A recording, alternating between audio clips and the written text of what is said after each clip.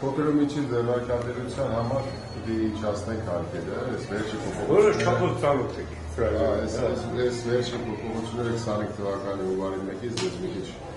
ներում է էլի հարկային բեռը։ Մենք դա պիտի վերականգնենք, ասենց ասած ստատուս կո վերականգնենք, մինչև մեր նոր ծրագիրը շրջանառության հարկը վերացնենք, 5%-անից փոքր հարկը դնենք, ու մեր նպատակը որ փոքր ու միջինը հանգիստ աշխատի ու մոտիվացիա ունենա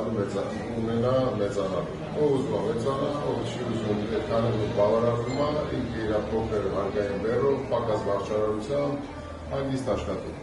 Մեր նպատակը ուղղակի sense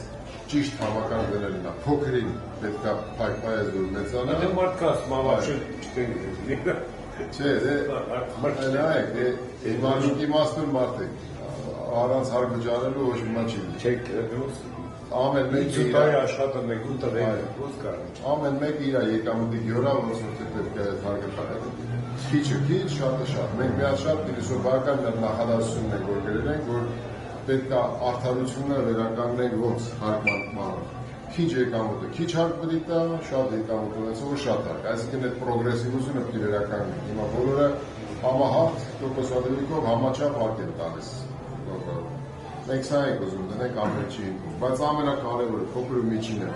պետք է երեխայի նման փայփայես, շոյես, որ մեծանա, հետո կդառնա լուրջ հարկ վճարով, այն ժամանակ պետության հետ արդեն ավելի լուրջ փոխհարաբերությունների մեջ կմտնի։